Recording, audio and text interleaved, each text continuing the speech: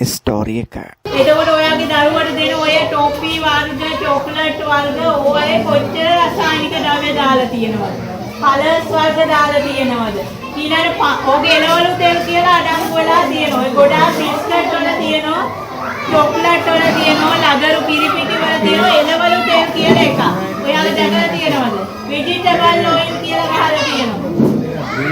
නැත්නම් අර පැකට් එක අරන් කියවලා බලන්න.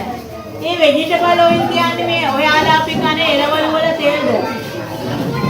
කැරට් වල තෙල්, වට්ටක්ක වල තෙල් ඒවද? නෑ, ඒ තියෙන පාම් ඔයිල්.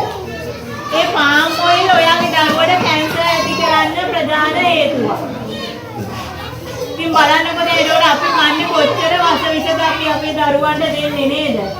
ඔය මේ පාම් පිටි කෑම අපි කොච්චර දෙනවද? ඔයාලා ගෙවල් වල දරුවෝගේ උපන්දිනයක් තිබ්බොත් මොනවද හදන්නේ? කොච්චර අමාරු වුණත් අපි කේක් කපනව නේද? දැන් අපි බලමු කේක් එකක් කොහොමද හදන්නේ කියලා. දැන් මෙතන කේක් හදන අම්මලා එහෙම ඇතිනේ නේ ගෙවල් වල. ඒතකොට කේක් එකක් ගත්තම කේක් එකේ තියෙන මොනවද තියෙන්නේ? පාම් පිටි තියෙනවා.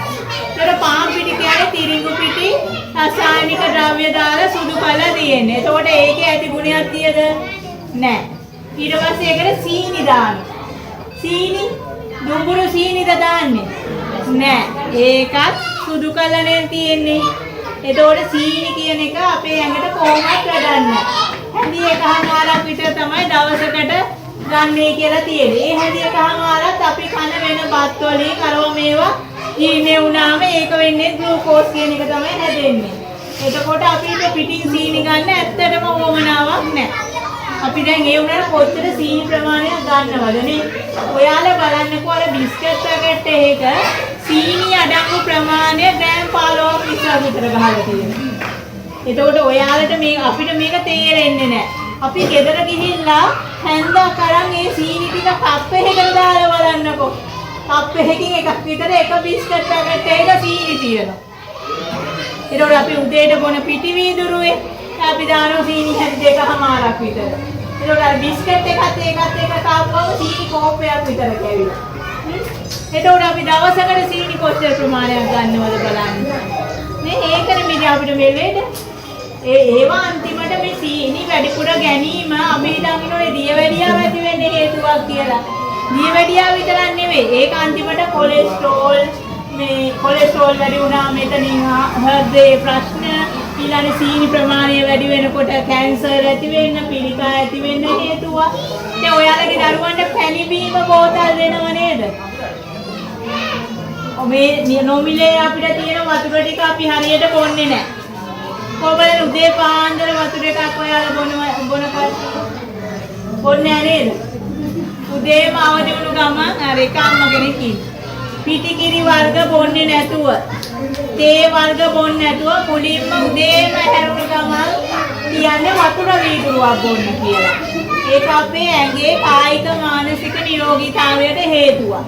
එතන ඉඳන් වතුර කොච්චර බොන්න ඕනද? කොච්චර? ලීටර් අඩු ගානේ හරි විදිහේ නම් 3-4ක් විතර බොන්න ඕන. අඩු ගානේ ලීටර් 2ක්වත් බොන්න ඕන. හරිද? ඒක අපේ ඇඟේ බර ප්‍රමාණයත් එක්ක ගන්න ඕන වතුර ප්‍රමාණය වෙනස් වෙනවා. අඩු ගානේ පුරවගෙන වතුර ලීටර් 2ක්වත් අපි බොනවද දවසට? ඒත් අපේ දරුවන්ට දෙනවද වතුර? නෑනේ. අපි දරුවන්ට මොනවා හරි කෑමක් අරන් දුන්නම ඒකත් එක්ක බීම් එකක් අරන් දෙනවා. ඒතර අපි හිතනවා සාමාන්‍ය බීම් එක බොනවනේ කියලා. බීම් එකේ මොනවද තියෙන්නේ? බීම් එකේ සීනි විශාල ප්‍රමාණයක් තියෙනවා. හැබැයි ඔයාලා දැකලා තියෙනවා නම් ඔහොම ඩොට් තියෙනවනේ. කොළ පාට, කහ පාට, රතු පාට මේවා සීනි නෑ කියලා. ඒ වුණාට ඔයාලා ඒක බීලා බලපුවම පැණි රසයි නේද? ඒ කියන්නේ සීනි වලට වැඩි ප්‍රමාණයක් 10 ගුණයක් පැණි රස කාරකයක් ඒකට දාලා තියෙනවා. ඉතින් ඔයාලා මේවත් එක ඊළඟ කලරින් වර්ග දාලා තියෙනවා. තව සමහර බීම වර්ග තියෙනවා අපිට ඒව හොඳයි ටොයිලට් හොදන්න ගන්න. ඇත්තටම ටොයිලට් එකකට දාලා බලන්නකෝ. හොඳට පිරිසුදු වෙනවා. ටයිල් එකකට දාලා බලනකොට තියෙන පැල්ලම් ටික යනවා. ඊළඟ බිත්තරයක් දාලා තිබ්බොත් කට්ට මොදු වෙනවා දවසක් දාලා තිබ්බොත්. ඒව තමයි අපි අරගෙන බොන්නේ. අපි දරුවන්ට දෙනෝනේ මොනවද? කොත්තුවයි රයිස් එකයි ඒකත් එක්ක යන බීම වර්ග තියෙනව නේද?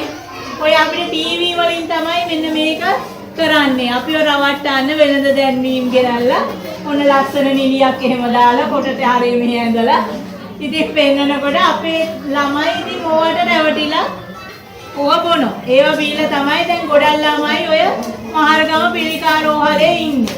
මේ මහරගම පිළිකා රෝහලේ ඊට පස්සේ ජීවිතේ යදින ළමයි. ජීවත් වෙන්න නෙල්ලන්නේ උස්ම ඉල්ලන ළමයි. ඒ ළමයිට එහෙම වෙලා තියෙන්නේ ඒ ළමයි අරගෙන කාලද? නෑ මේ දෙමව්පියෝනේ කෑම බීම ගිහින් දෙන්නේ දරුවන්ට. ඉතින් ඒකින්ද ඔයාගේ දරුවා ඔයා මාස 10ක් බඩේ තියාගෙනනේ හදලා තියෙන්නේ නේද? ගොඩක් දුක් විඳලානේ හදලා තියෙන්නේ. එහෙම දරුවට විපතක් කරන්න ඒක අම්මලා විදියට අපිට හරියන්නේ නෑ නේද? දැන් බලන්නකෝ මේ සත්ව ලෝකයේ මේ පෘථිවියේ කොච්චර සත්තු ඉන්නවද? බල්ලෝ පුරුෂෝනේ අපේ ගෙවල් වල. ඒ සත්තුන්ගෙන් මොන සතාද පැටියට වස කවන්නේ? කවනවද? අපේ බාල පුතා ඔය වසජාති ගෙනවනේ ළමයිට. නෑනේ. ඒතර අපි මිනිස්සු වෙලා අපිට ඊට වඩා මොලේ තියනෝනේ. ඉතින් අපි මොනවද මේ දරුවන්ට අරන් දෙන්නේ? බිස්කට් පැකට් එකක් දෙනවා නැත්නම් අර ටිපිටි පැකට් එකක් දෙනවා නැත්නම් නූඩල්ස් එකක් දෙනවා නැත්නම් සොසේජස් දෙනවා. එහෙම නැත්නම් ප්‍රෝටීන් වර්ග පුළුවන් තරම් දරුවන්ට අරගෙන දෙනවා. මේවයින් දරුවන්ගේ පෝෂණයක් ලැබෙන්නේ නැහැ. ඇත්තටම මේ රටේ මන්ද පෝෂණයට හේතුව මිනිසුන්ගේ දුප්පත්කම නෙවෙයි. මොකද හේතුව? නොදැනුවත්කම. නැත්නම් අපේ රටේ අපිට ඔය මොනවා හරි දෙයක් පවා ගන්න බැරි කමකුත් නෑ වල නේද? මොනවා හිටෙව්වත් පැනවෙනවා. තාමත් හොඳ සරුසාර පසක් තියෙනවා. නේද? අපිට වෙලා තියෙන්නේ අපේ කම්මැලිකමයි නොදැනුවත්කමයි අපි ලේසියට මොනවා හරි දරුවට මොනවා හරි දීලා ගැලවෙනවා. ඊළඟට ඔයාලා නම් ගොඩක් වෙලාවට මම හිතන්නේ කුකුල් මාස් එහෙම අර බොයිලර්ස් කියන එක පාවිච්චි කරන්නේ නැහැ නේ ඔයාලානේ. එහෙම ගන්න නැහැ නේද බොයිලර්ස් ඔයාලා? මම දන්න විදියට නෑ. ඒ බොයිලර්ස් චිකන් ගන්න ඒකෙත් අර ඉන්ජෙක්ෂන් වර්ග ගොඩාක් ගහලා තමයි ඒක මේ වෙනද පොඩ නිකුත් කරලා තියෙන්නේ කුකුල් පැටිය ලොකු කරන්න ෆාම් වල. ඉතින් ඒවත් අපේ දරුවන්ට වෙන වෙන කෑම හරහා කැවෙනවා. ඒ දැන් මෙහෙමනේ ඔයාලා කුකුල් මස් ඒව නොකෑවට වෙන කෑම වර්ග කඩෙන් සම් දෙනවනේ. එතෙන්දී අර කුකුල් මස් නේ යොදන්නේ. ඊට පස්සේ ඔයාලා දැන් දරුවට අපි ඊට පතර ටික පවා ගන්න බෑ කියලා. ඒකෝට ඕක අපි කට්ලට් එකක් වගේ හදලා දුන්නයි කියලා ප්‍රශ්නයක් වෙනවද? නෑ නෑ අපිට මේක තම්බලම දෙන්න ඕනේ කියලා එකක් නෑ. ඔයා කැමති විදියකට දරුවා කන විදියකට හදලා දෙන්න කෑම. අපි මොකද අපේ දරුවෝ හම්බ වෙන්න ඉන්න කාලේ. ඔයාලට මාස 10ක් බඩේ තියන් ඉද්දිත් ඔයාලා කන්නේ වස නෙවෙයිද? නැද්ද? ඔයාලට කන්න බැරි වෙනකොට ඔයාලා කොට්ටු කනවා, රයිස් කනවා, බිස්කට් කනවා, අරම මේවා නූඩල්ස් කනෝනේ. එතකොටත් ඒ බඩේ ඉන්න දරුවට යන්නේ වස විස. ඊළඟ දරුවා ඉපදෙනවා. ඔයාලා මොකද කරන්නේ? දරුවට මව් කිරි ටික දෙන අතරතුරේ දරුවා ටිකක් මහත් කරන්න කියලා ලදරු කිරි පිටි එකක් දෙනවා. ඊට පස්සේ මාස 6ක් විතර ගියාම ඔයාලා හිතනවා දැන් මෙයාට බිස්කට් කවන කාලේ වටන් ගන්න.